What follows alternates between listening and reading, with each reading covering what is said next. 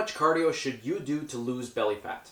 The answer may surprise you, and make sure to stick around till the end of the video where I'm going to share with you my top 3 tips to help you lose and keep off excess belly fat. The amount of cardio that you actually need to do in order to lose body fat is none at all. In order to lose body fat, the only thing that you really need to do is to create a calorie deficit. That's it. The means by which that deficit is created is, for the most part, completely irrelevant. There are a handful of creative ways that you can produce this deficit, and cardio is only one of them. You place yourself into a calorie deficit by burning more calories than you consume in a day. Conversely, you'll place yourself into a calorie surplus by consuming more calories than you burn. In a nutshell, your calories in need to be less than your calories out. Things can get a little bit more complicated for medical outliers, but for the vast majority of cases, monitoring your calorie balance is usually more than enough to get results. When you're told to do more cardio to help lose body fat, that's modifying the calories out part of the equation. That's also where some other weight loss myths like you need to take 10,000 steps a day or you need to do X amount of cardio every day to lose body fat typically come from. When in reality, you can actually lose a ton of body fat without ever stepping onto a treadmill or elliptical or rowing machine if you didn't want to. Here's an example with a breakdown of how all this works. Say that you eat around 2,000 calories on any given day, and you're someone who has a BMR of around 1,500 calories, which is the amount of energy that your body burns just for existing. You burn another 200 calories from moving around and performing some common household chores and day-to-day activities. You head to the gym, hop on the treadmill, and burn another 400 calories while you're there. You'll also burn some energy from breaking down and digesting the food that you consume throughout the day, called the thermic effect of food. Let's assume for simplicity's sake that's another 100 calories for now.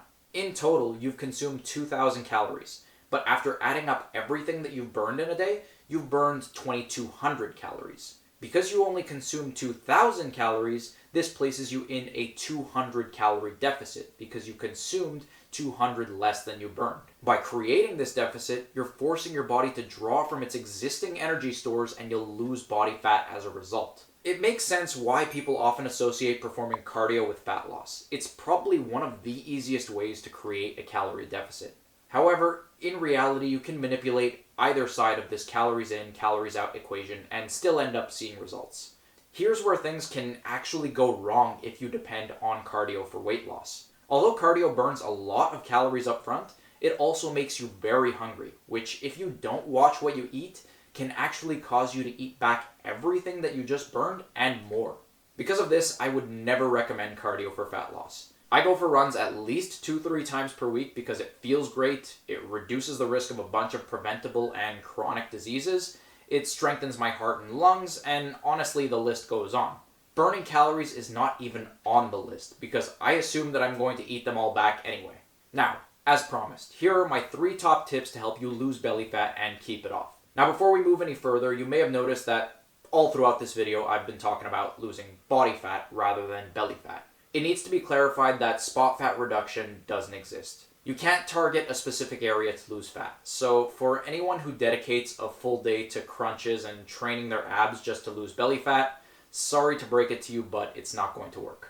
The only way to reduce belly fat is to reduce your overall body fat percentage. With that being said, the easiest way that you can manipulate this calorie equation is to reduce your calories in. The calories out are a little bit more difficult to track because all exercise tracking technology can really do is provide an estimate of what you burn during a workout, but if you track your food intake properly, you can be pretty confident that your estimate is going to be relatively precise. And the first source that's probably the easiest to cut out is liquid calories and replace them with water instead. These are your sodas, your juices, and other sugary drinks that contribute little to no nutritional value to your diet. My rule of thumb is that if it's not a significant source of protein, healthy fats, fiber, vitamins, or minerals, then I'll probably think twice about consuming them. In most cases, these liquids contain well over 100 calories per serving that could have been allocated to something a lot more filling.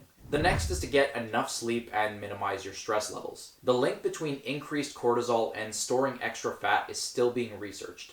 But what I can tell you with absolute certainty is that when you're stressed out and sleep deprived, you're a lot more likely to make poor eating decisions and resort to eating very calorie-dense comfort foods that you can probably do without than if you were well rested and feeling refreshed. The third is to increase your protein intake proportion in your diet for a handful of reasons. The first is that protein is a macronutrient that is absolutely vital for both building and repairing muscle. Even if you're not looking to put on bodybuilder levels of muscle mass, your muscles do experience a significant amount of wear and tear throughout the day and need repairing regardless. The second, which is slightly more relevant to fat loss, is that protein, along with fat, is one of the macronutrients that contributes the most to satiety, or the feeling of being full that you get after eating a meal. This can reduce your overall intake throughout the rest of the day and make you less likely to overeat. The third is that protein has the highest thermic effect of food, which, like I mentioned earlier, is the energy that your body burns from breaking down, digesting, and absorbing your food. Now, I'm not saying to go out of your way and start eating more protein on top of what you were already eating, but rather just increase the relative proportion of protein in your overall intake. There's no sense in throwing in another 200 calories of protein because you're trying to eat more protein to help lose fat. Calories are still calories. Just make it a larger fraction of the foods that you're already eating. If you follow these 3 tips, I can almost guarantee that you'll start to see results in a matter of months, if not weeks.